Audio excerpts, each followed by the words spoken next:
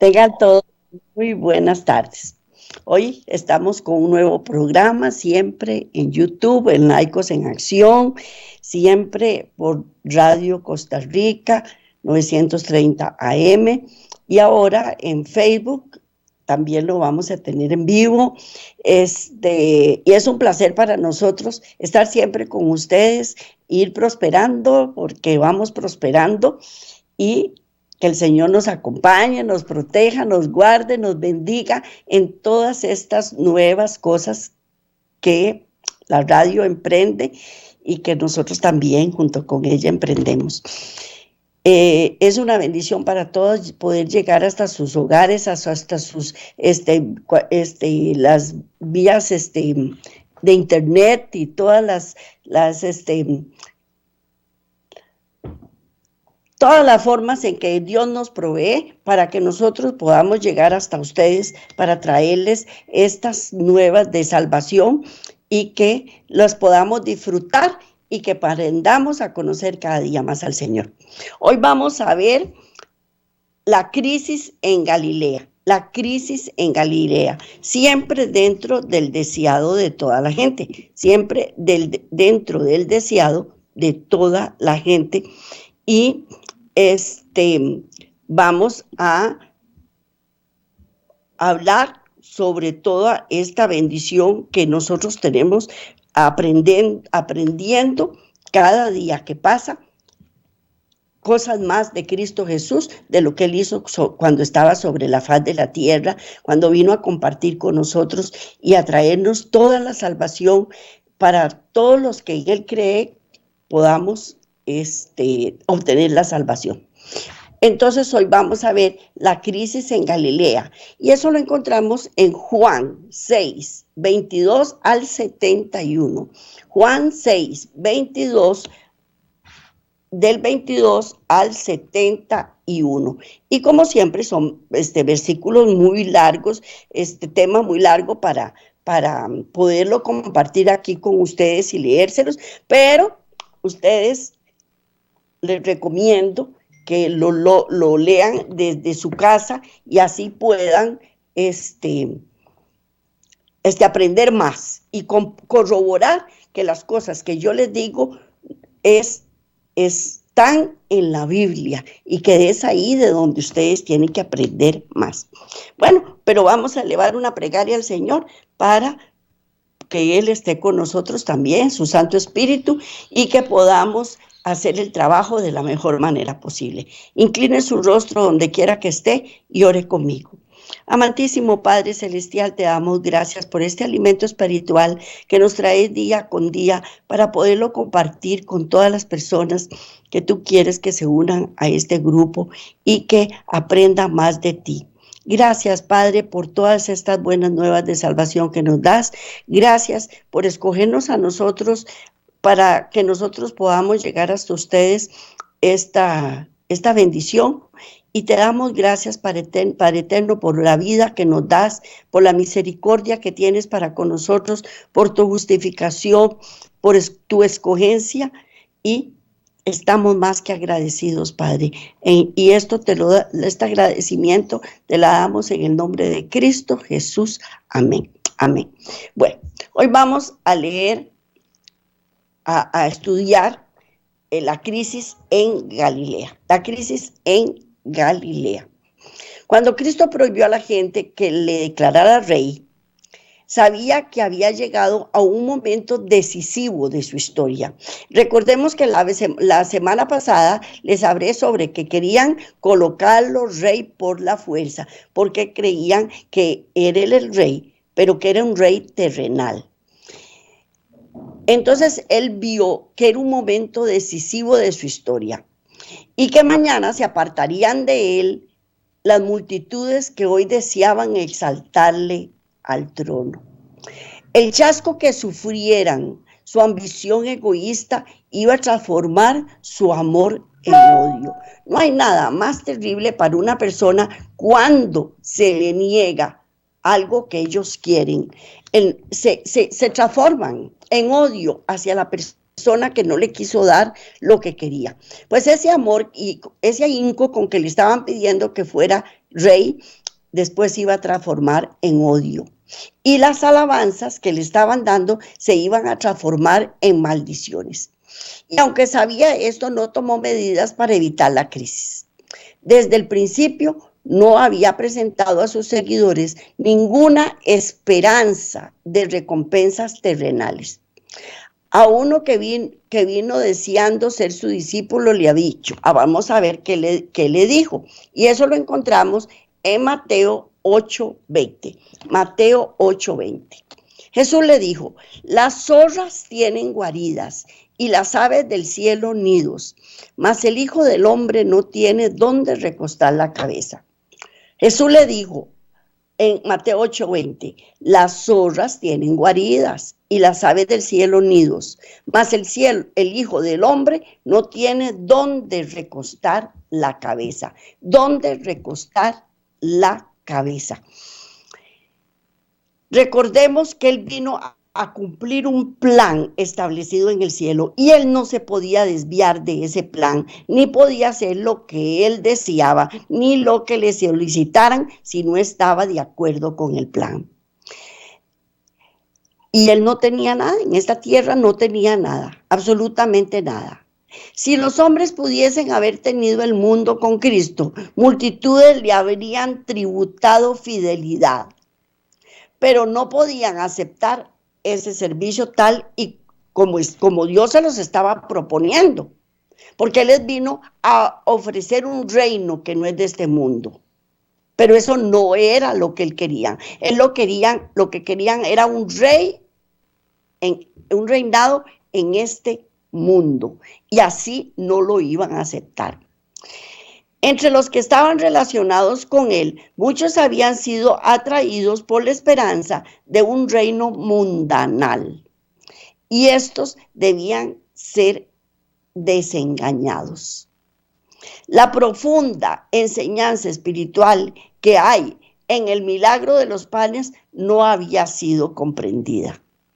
Tenía que ser aclarada. Y esa nueva revelación iba a traer consigo una prueba más detenida. Por otra parte, recordemos que cuando Cristo hacía un milagro, siempre no era solo el milagro en sí lo que se estaba realizando. Tenía un trasfondo que iba a dar una enseñanza a las multitudes.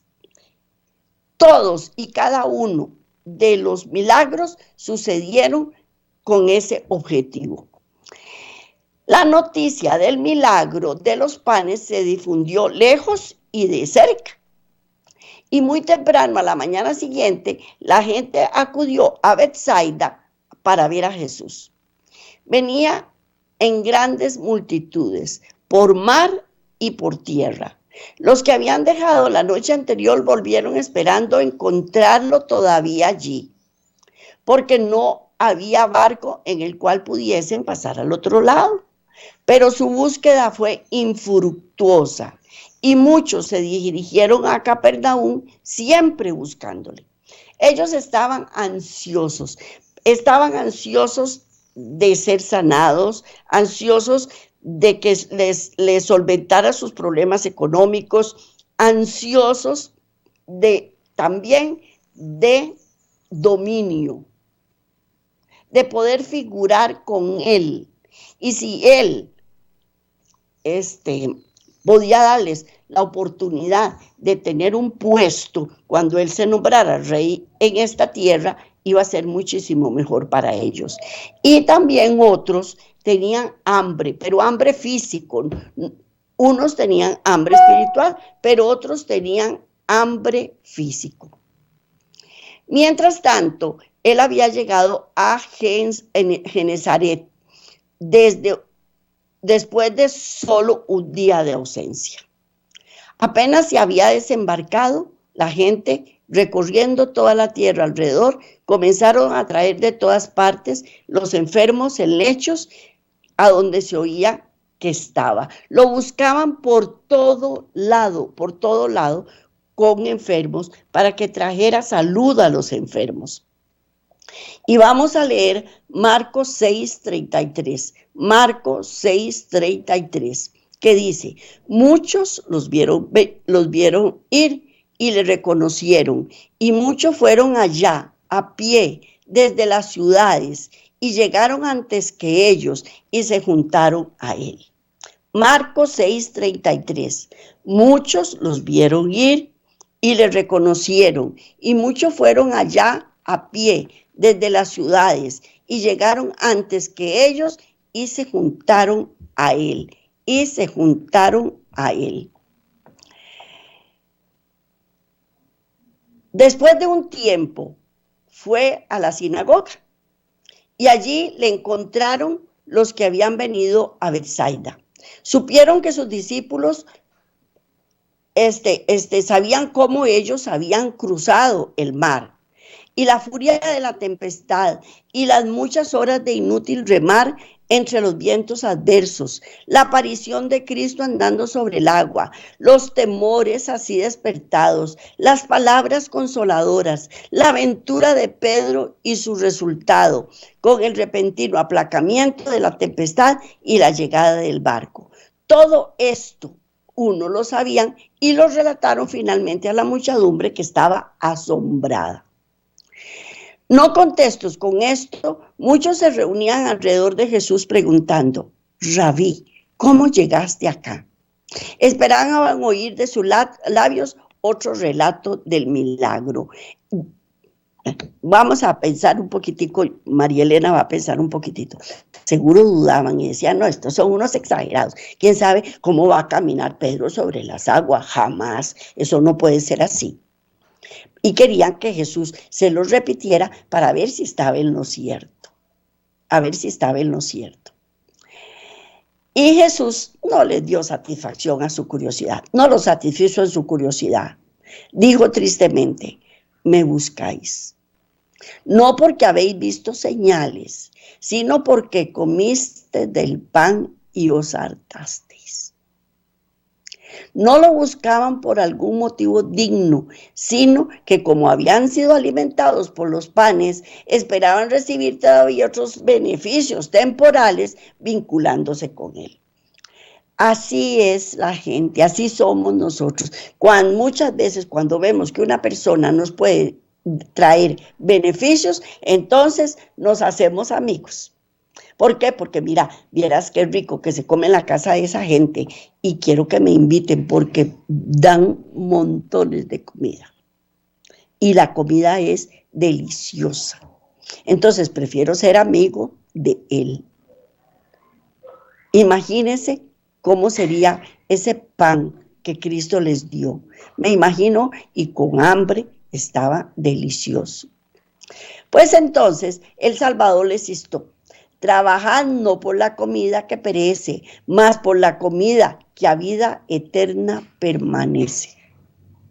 No busquéis solamente el beneficio material, no tenga por objeto vuestro principal esfuerzo proveer para la vida actual, pero buscad el alimento espiritual, a saber esa sabiduría que durará para vida eterna.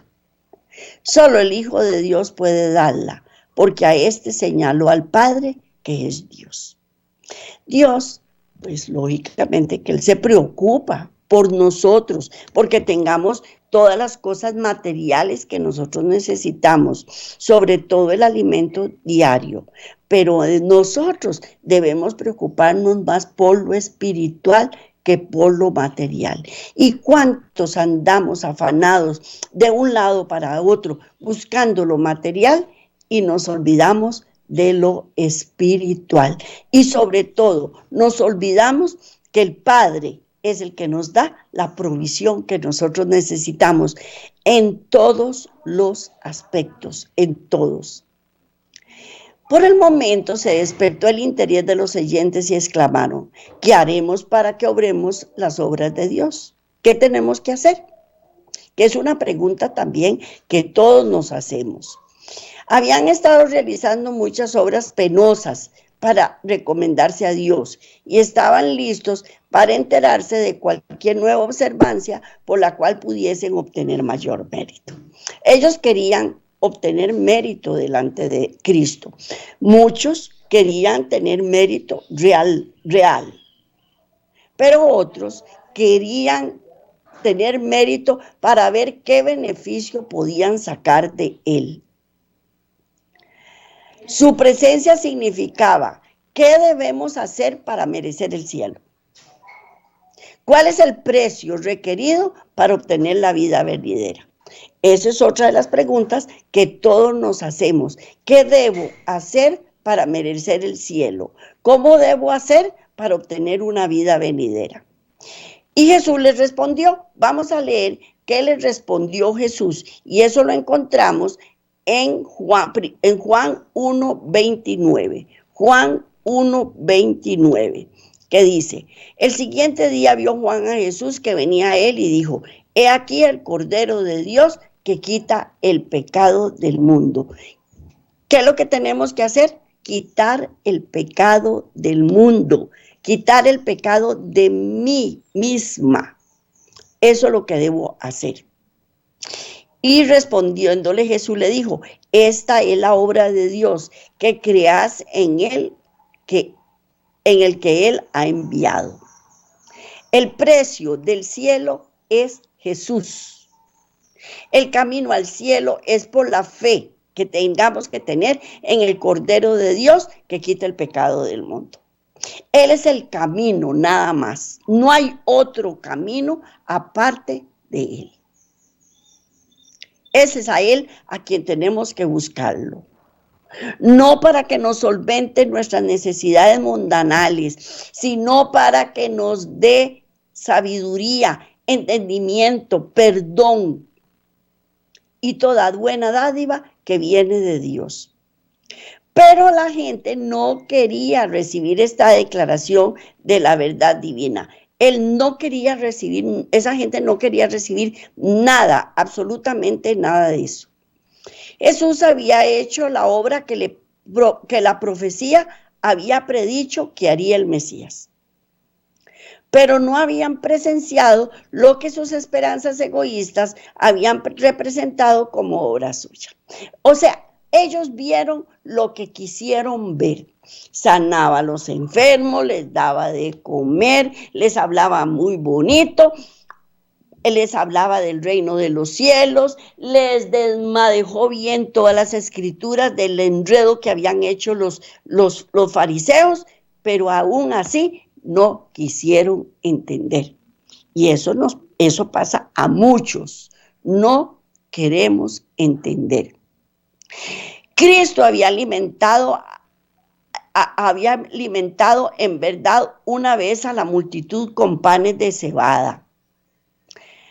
Pero en los días de Moisés, Israel había sido alimentado con maná durante 40 años. Y se esperaban bendiciones mucho mayores del Mesías. Y aún así no entendieron. No entendieron. Con corazón disconforme preguntaban por qué. Si Jesús podía hacer obras tan admirables como las que habían presenciado, no podía dar a todos los suyos salud, fuerza, riquezas y librarlos de sus opresores y exaltarlos al poder y la honra. Porque eso era lo que ellos querían. Salud, riquezas y ser exaltados. Eso era lo que ellos deseaban, en poder y en honra. El hecho de que aseverara ser el Hijo de Dios y sin embargo se negara a ser el Rey de Israel era un misterio que no podían sondear, ni podían soportar. Ellos no lo pudieron soportar. Su negativa fue mal interpretada y muchos concluyeron que no se atrevía a presentar sus derechos porque él mismo dudaba del carácter divino de su misión. Todos dudaban del carácter divino de su misión, pero como Cristo no quiso, también él entraba dentro del grupo que los dudaban según ellos. Así abrieron su corazón a la incredulidad y la semilla que Satanás había sembrado llevó frutos según su especie, incomprensión y deserción. Porque eso es lo que Satanás hace, nos mete duda. Después de que la duda está siendo puesta, nosotros no comprendemos lo que está pasando. Y por último nos alejamos y desertamos. Y decimos, no quiero pensar más en Dios. Sí, fíjate que le pedí tales y tales cosas y no me las quiso dar. No me las quiso dar. Le rogué, me humillé, lloré y no me las quiso dar. Y tal vez ya estaban a punto de tener lo que pedían. Pero vino Satanás, les metió dudas y se apartaron. Y perdieron la bendición. Ahora, medio en tono de burla, un rabino preguntó: ¿qué señal pues haces tú para que te veamos y te creamos? ¿Qué obras? Nuestros padres comieron el maná en el desierto, como está escrito. Pan del cielo les dio de comer. Los judíos honraban a Moisés como el dador de maná, tributando alabanza al instrumento y perdiendo de vista aquel por medio del cual la obra había sido realizada. Ellos idealizaron a Moisés, porque Moisés nos dio maná. Moisés abrió las aguas. Y todos esos milagros se los atribuyeron a Moisés. Y en la actualidad no está muy lejos. Mira, vamos a tal iglesia, se hacen unos milagros, hay una unción, algo increíble. Vamos, porque ahí sí está bonito. Y no se dan cuenta que a veces es un teatro que se está realizando para atraer a las personas. También sus padres habían murmurado contra Moisés y habían dudado de su misión divina y la habían negado. Ahora, animados del mismo espíritu, los hijos rechazaban a aquel que les había dado el mensaje de Dios. Y Jesús les dijo: de cierto os digo, no os dio Moisés pan del cielo, mas mi Padre os dio el verdadero pan del cielo. Porque ese maná era una tipificación de Cristo también. Y el Cristo estar en nosotros era el pan del cielo que Dios nos estaba mandando, que es Jesús. Y es el verdadero maná, el verdadero pan del cielo. El que había dado el maná estaba entre ellos. Era Cristo mismo quien había conducido a los hebreos a través del desierto, el que los había alimentado diariamente con el pan del cielo. Y este alimento era una figura del verdadero pan del cielo. El espíritu que le fluye de la infinita plenitud de Dios y da vida es el verdadero maná.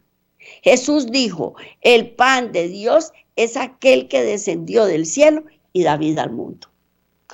¿Quién es el que hace posible que todas las cosas germinen, que haya producción, que salgan las frutas, las verduras y todo lo que produce la tierra?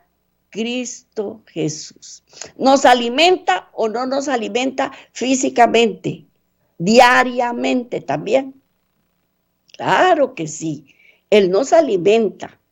Pero también quiere que nosotros añoremos el alimento espiritual que Él quiere darnos también. Pues pensando todavía que Jesús se refería al alimento temporal, algunos de sus oyentes exclamaron: Señor, danos siempre ese pan. Y Jesús entonces habló claramente y les dijo: yo soy el pan de vida. Yo soy el pan de vida. Eso es lo que Cristo quería que entendieran. La figura que Cristo usó en ese momento era familiar para los judíos. Moisés, por inspiración del Espíritu Santo, les había dicho. Bueno, vamos a ver qué les había dicho, y eso lo encontramos en Deuteronomio 8:3. Deuteronomio 8:3. Dice: y te afligió, y te hizo tener hambre, y te sustentó con maná, comida que no conocías tú, ni tus padres la habían conocido, para hacerte saber que no solo de pan vivirá el hombre, mas de todo lo que sale de la boca de Jehová vivirá el hombre. Repito: y te afligió, y te hizo tener hambre y te sustentó con maná, comida que no conocías tú ni tus padres, ni tus padres la habían conocido, para hacerte saber que no solo de pan vivirá el hombre, mas de todo lo que sale de la boca de Jehová vivirá el hombre, vivirá el hombre.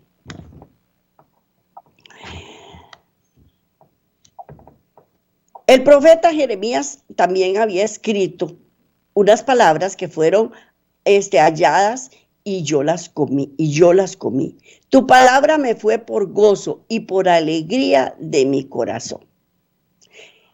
El profeta Jeremías escribió, fueron halladas tus palabras y yo las comí, y tu palabra me fue por gozo y por alegría de mi corazón. Los rabinos mismos solían decir que el comer pan, en su significado espiritual, era estudiar la ley y practicar las buenas obras. Se decía a menudo que cuando viniese el Mesías, todo Israel sería alimentado. Claro que todos fuimos alimentados y ese alimento nos llega hasta el día de hoy, pero alimento principal es su palabra. Ese es el principal alimento que debemos buscar. La enseñanza de los profetas aclaraba la profunda lección espiritual del milagro de los panes. Cristo trató de presentar esta lección a sus oyentes en la sinagoga. Si ellos hubiesen aprendido las escrituras, habrían entendido las palabras cuando les dijo, yo soy el pan de vida.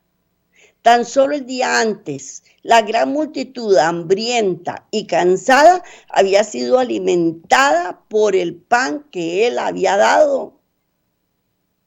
Y así como de ese pan habían recibido fuerza física y refrigerio, podían recibir de Cristo fuerza espiritual para obtener la vida eterna. El que a mí viene, dijo, nunca tendrá hambre. El que en mí cree no tendrá sed jamás. Pero añadió, mas os he dicho que aunque me habéis visto, no creéis. Óigame, habiéndolo visto, no creyeron. ¿Cuántos de nosotros no lo podemos ver? Muchos creemos, pero también muchos no creen. Había visto a Cristo por el testimonio del Espíritu Santo, por la revelación de Dios a sus almas. Las evidencias vivas de su poder habían estado delante de ellos día tras día y sin embargo pedían más señales. ¿Por qué pedían más señales? Porque no creían en las señales que había dado. Y si estas señales les hubieran sido dadas, habrían permanecido tan incrédulos como antes. ¿Por qué? Porque no alcanzaban ninguna señal. Porque cuando uno endurece el corazón, no ve lo que salta a la vista. Y se niega a ver. Y si no quedaban convencidos por lo que habían visto y oído, era inútil mostrarles más obras maravillosas. La incredulidad hallará siempre disculpas para dudar y destruirá por su raciocinio las pruebas más positivas. Porque siempre se los he dicho, es más fácil creer la mentira que creer la verdad. Y cuando el diablo nos pone esas mentiras en nuestro pensamiento, ¿qué es lo que hacemos? Dudar y apartarnos. ¿Por qué? Porque preferimos creer la mentira que creer la verdad.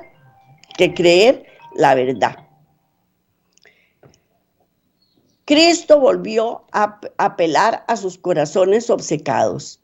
Al que a mí viene, no le echo fuera.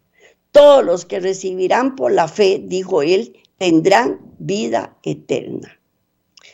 Todos los que recibieran por la fe tendrán vida eterna. Porque eso es lo que Dios quiere, que nosotros recibamos por fe para tener vida eterna. Ninguno se perdería, no era necesario que los fariseos y saduceos disputasen acerca de la vida futura. Ya no necesitaban los hombres llorar desesperadamente a sus muertos. Esta es la voluntad del que me envió del Padre, que todo aquel que ve al Hijo y cree en Él tenga vida eterna, y yo lo resucitaré en los días postreros. Ya no hay necesidad de llorar a los muertos. Lógicamente que cuando una persona cercana se nos muere, sentimos dolor de no volverla a tener cerca de nosotros.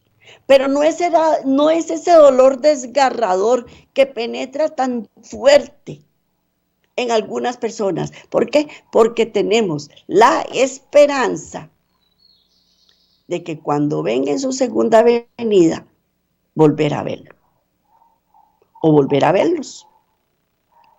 Entonces ya no hay ese dolor tan profundo.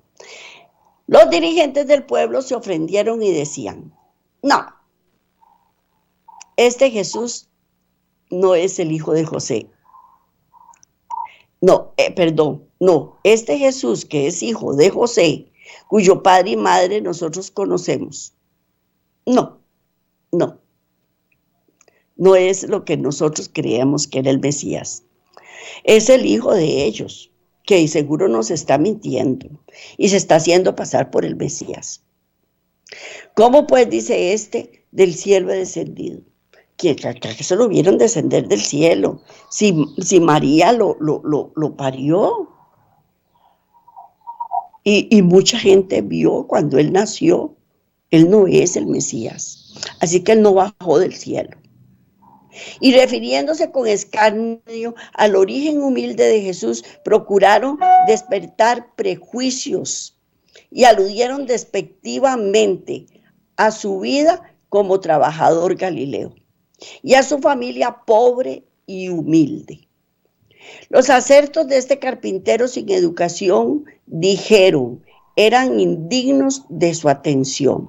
Y a causa de su nacimiento misterioso, insinuaron que era de parentesco dudoso. Presentaron así las circunstancias humanas de su nacimiento como una mancha sobre la historia. No, sí, los chismes corren y la gente se satisface en oír los chismes. Mira, él no es hijo de José. ¿Quién sabe quién habrá embarazado a María? Y ahora viene diciendo que bajó del cielo y que es el Hijo de Dios. No, jamás. Es quien sabe qué será lo que se está creyendo. Porque así somos, cizañosos. Y más cuando el diablo empieza a hostigarnos y a meter cizaña en el corazón de nosotros. Jesús, por otra parte, no intentó explicar el misterio de su nacimiento. No contestó las preguntas relativas a su descenso del cielo, como no había contestado las preguntas acerca de cómo había cruzado el mar.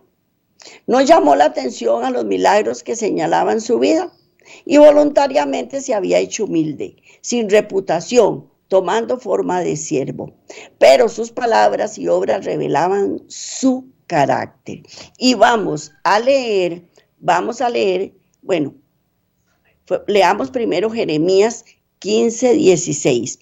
Fueron halladas tus palabras y yo las comí, y tu palabra me fue por gozo y por alegría de mi corazón, porque tu nombre se invocó sobre mí, oh Jehová, Dios de los ejércitos. Esa cita la habíamos hecho hace un ratito, pero yo no la leí. Repito, Jeremías 15:16. Fueron halladas tus palabras y yo las comí, porque Él es el pan de vida, ¿verdad? Y tu palabra me fue por gozo, por alegría de mi corazón, porque tu nombre se invocó sobre mí, oh Jehová, Dios de los ejércitos. Cuando estamos satisfechos, mi pancita quedó satisfecha. ¡Ah, qué rico! ¡Qué rica comida que comí! Y me siento más que satisfecho. Y estoy gozosa. Pues igual pasa con el pan de vida. Cuando nosotros comemos el pan de vida, nos sentimos plenos, nos sentimos llenos, nos sentimos satisfechos y viene la alegría a nuestro rostro. Ahora vamos a leer Juan 1:14. Juan 1:14. que dice así: y aquel verbo fue hecho carne y habitó entre nosotros y vimos su gloria, gloria como del unigénito del Padre, lleno de gracia y verdad. Juan 1:14. Y aquel verbo fue hecho carne y habitó entre nosotros y vimos su gloria, gloria como del unigénito del Padre, lleno de gracia y verdad. Lleno de gracia y verdad. Todas las obras que él hizo en esta tierra, las que hizo en la creación y las que sigue haciendo todavía, revelan su carácter. Todos aquellos cuyos corazones estaba abierto a la iluminación divina, reconocerán en él el unigénito del Padre, lleno de gracia y de verdad. Porque si nosotros creemos en él, vamos a creer que es el unigénito del Padre. No vamos a creer que era un hijo ilegítimo de José y de María. No vamos a creer ese montón de patrañas que el diablo quiere poner en nuestra mente. El prejuicio de los galileos era más hondo de lo que sus preguntas indicaban. Tenían lugar en la perversidad de su corazón. Cada palabra y acto que Jesús despertaba en ellos antagonismo, porque el espíritu que ellos albergaban no podían hallar respuesta en él. No entendían, no creían. Entonces todas las preguntas las hacían sigilosamente, con premeditación, alevosía, con ventaja de ver cómo hacían para hacer caer a Cristo Jesús. Pero él les dijo: ninguno puede venir a mí si el Padre que me envió no lo trajese. Y yo le resucitaré en el día postrero. Escrito está en los profetas, y serán todos enseñados de Dios. Así que todo aquel que oyó al Padre y aprendió, viene a mí. Nadie vendrá jamás a Cristo, salvo aquellos que respondan a la atracción del amor del Padre. Pero Dios está trayendo todos los corazones a Él, y únicamente aquellos que se resisten a su atracción se negarán a venir a Cristo. El Padre, voy a decirlo alegóricamente, el Padre tira las redes y todos los que creen son atraídos hacia Él. Entonces el Padre nos lleva a Cristo con amor y Cristo hace la obra en nosotros. En las palabras serán todos enseñados de Dios. Jesús se refirió a la profecía de Isaías. Vamos a ver qué nos dice Isaías. Isaías 54:13. Isaías 54:13. Y todos tus hijos serán enseñados por Jehová, y se multiplicará la paz de tus hijos. Y todos tus hijos serán enseñados por Jehová, y se multiplicará la paz de tus hijos. Eso es lo que Dios hace, nos atrae. ¿Y para qué? Para que tengamos paz, para que tengamos paz. Este pasaje se lo apropiaron los judíos y se jactaban de que Dios era su maestro. Pero Jesús demostró cuán vano era ese acerto, porque dijo: todo aquel que oyó al Padre aprendió, y aprendió viene a mí. Únicamente por Cristo podían ellos recibir un conocimiento del Padre. La humanidad no podía soportar la visión de su gloria, y los que habían aprendido de Dios habían estado escuchando la voz del Hijo. Y en Jesús de Nazaret iban a reconocer a aquel a quien el Padre había declarado por la naturaleza de la rebelión. ¿Quién es el que pone en nuestros corazones buscar al Hijo? El Padre. Y si le oímos, vamos y buscamos al Hijo y Él nos enseña. Y vamos a leer Primera de Juan 5, 11 y 12. Primera de Juan 5, 11 y 12. Dice: y este es el testimonio que Dios nos ha dado, vida eterna, y esta vida está en su Hijo. El que tiene al Hijo tiene la vida. El que no tiene al Hijo de Dios no tiene la vida. Y este es el testimonio que Dios nos ha dado, vida eterna. Y esta vida, ¿dónde está? En el Hijo. Y el que tiene al Hijo tiene la vida. Y el que no tiene al Hijo de Dios no tiene la vida. No tiene la vida. Y Jesús también les dijo, yo los resucitaré en el día postrero. Y Cristo se hizo carne con nosotros a fin de que pudiésemos ser espíritu con Él. Y en virtud de esta unión hemos de salir por la tumba, no solo simplemente como manifestación del poder de Cristo, sino porque por la fe su vida ha llegado a ser nuestra. Eso es lo que tenemos que buscar, la vida que hay en Cristo para que nos la dé a nosotros. Y los que ven a Cristo en su verdadero carácter y lo reciben en el corazón, tienen vida eterna. Por el Espíritu es como Cristo mora en nosotros y el Espíritu de Dios recibido en el corazón por la fe es el principio de la vida eterna. Al alabar a Cristo, la gente se había referido al maná de que sus padres comieron en el desierto, como si al suministrar ese alimento se hubieran realizado un milagro mayor que había hecho Jesús. Pero Él les demuestra cuán débil era el don comparado con las bendiciones que Él había venido a otorgar. El maná podía sostener solamente esta existencia terrenal. No impedía la llegada a la muerte, ni aseguraba la inmortalidad, mientras que el pan del cielo alimenta el alma para la vida eterna. Hay mucha diferencia entre esos dos panes. El Salvador dijo, yo soy el pan de vida.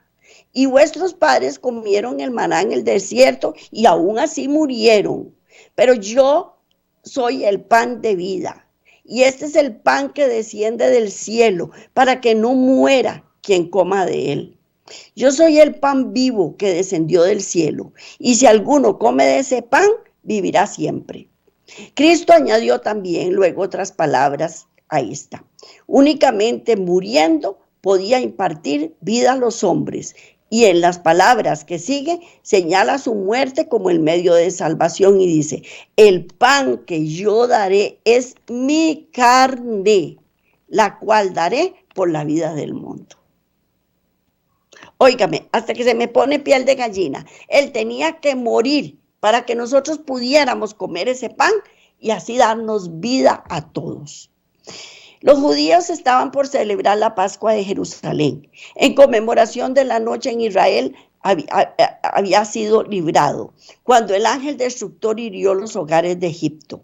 En el Cordero Pascual, Dios deseaba que ellos viniesen al Cordero de Dios y que por este símbolo recibiesen a aquel que se daba a sí mismo para la vida del mundo. Pero los judíos habían llegado a dar toda la importancia al símbolo, mientras que pasaban por alto su significado. No discernían el cuerpo del Señor, la misma verdad que está simbolizada en la ceremonia pascual estaba enseñada en las palabras de Cristo, pero no discernían tampoco. Entonces los rabinos exclamaron airadamente, ¿qué puede este darnos de comer? Y vamos a leer ahorita Juan 3:4. Nicodemo le dijo, ¿cómo puede un hombre nacer siendo viejo? ¿Puede acaso entrar por segunda vez en el vientre de la madre y nacer? Vamos a leer las citas que nos quedan. Mateo 4:4. Nicodemo le dijo, bueno, esas ya las leímos, Mateo 4:4, y él respondió y dijo, escrito está, no solo de pan vivirá el hombre, sino de toda boca que sale de la boca de Dios. Gálatas 2:20. Con Cristo estoy juntamente crucificado, ya no vivo yo, mas vive Cristo en mí, y lo que ahora vivo en la carne, lo vivo en la fe del Hijo de Dios, el cual me amó y se entregó a sí mismo por mí. Primera de Corintios 2:14. Pero el hombre natural no percibe las cosas que son del Espíritu de Dios, porque para él son locura y no las puede entender, porque se han de discernir espiritualmente. Y Mateo 3:12 dice, su aventador está en su mano y limpiará la era, y recogerá el trigo en el granero y cremará la paja en fuego, que nunca se apagará, nunca se apagará. Entonces, Cristo no suavizó su presentación simbólica, reiteró la verdad con lenguaje aún más fuerte. Y de cierto os digo, si no coméis la carne del Hijo del Hombre y bebéis su sangre, no tenéis vida en vosotros. El que come mi carne y bebe mi sangre tiene vida eterna, y yo le resucitaré en el día final, porque mi carne es verdadera comida y mi sangre es verdadera bebida. Y el que come mi carne y bebe mi sangre permanece en mí y yo en él. Comer la carne y beber la sangre de Cristo es recibirle como Salvador personal, creyendo que perdona nuestros pecados y que somos completos en Él, contemplando su amor y espaciándonos en Él, absorbiéndolo. Es como llegamos a participar de su naturaleza. Lo que es el alimento para el cuerpo debe serlo para el alma. El alimento no puede beneficiarnos a menos que lo comamos, a menos que lleguemos a ser parte de nuestro ser. Y así también Cristo no tiene valor para nosotros si no le conocemos como Salvador personal. Un conocimiento teórico no nos beneficiará. Debemos asimilarnos su amor y su gracia. Como cuando entendí esto, yo digo, Señor, pero mi comida diaria, física, también me estoy comiendo a Cristo. Y eso me sustenta, me alimenta, me da poder, me da fuerza para que yo lo ame y lo siga. Pero aún estas figuras no alcanzaron a presentar el privilegio que es para el creyente la relación con Cristo. Y Jesús dijo, como me envió el Padre viviente, yo vivo por el Padre. Asimismo, el que me come, también vivirá por mí. Como el Hijo de Dios vivía por la fe en el Padre, hemos de vivir nosotros por la fe en Cristo. Y tan plenamente estaba Jesús entregado a la voluntad de Dios que solo el Padre aparecía en su vida. Y aunque tentado en todos los puntos como nosotros, se destacó ante el mundo sin llevar mancha alguna del mal que le rodeaba. Y así también hemos de vencer nosotros como Cristo venció. Entonces nos preguntamos, ¿somos seguidores de Cristo? Entonces todo lo que está escrito acerca de la vida espiritual está escrito está escrito para nosotros y podemos alcanzarlo uniéndonos a Jesús. Languidece nuestro celo. ¿Se ha enfriado nuestro primer amor? Aceptemos otra vez el amor que nos ofrece Cristo. Comamos su carne, bebamos su sangre y llegaremos a ser uno con el Padre y con el Hijo. Los judíos incrédulos,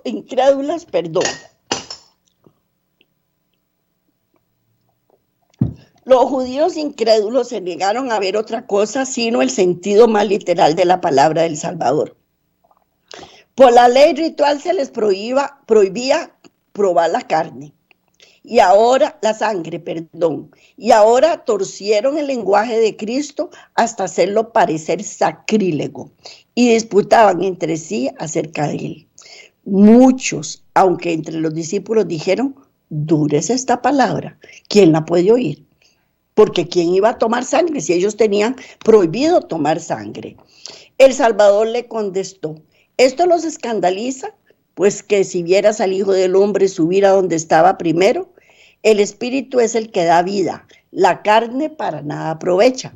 Las palabras que yo os he dado son espíritu y son vida.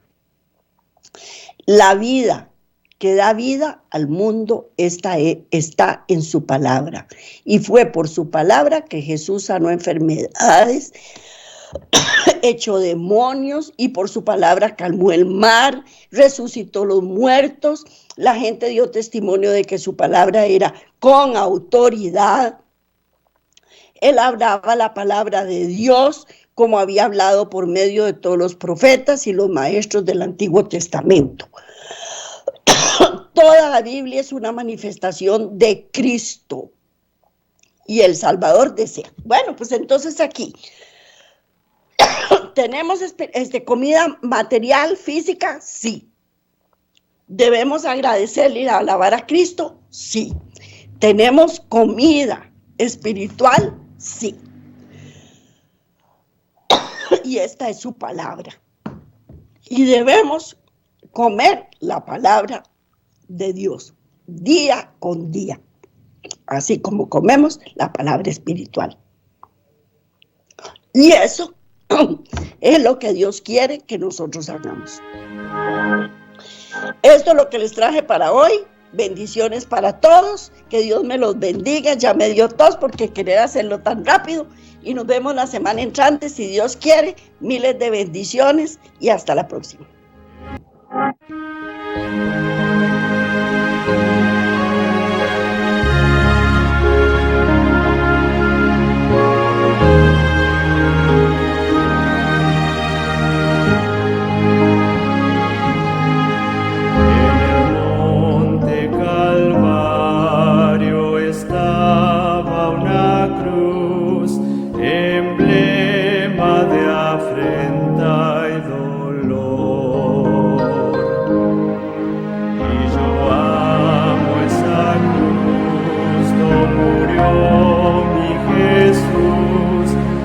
Salva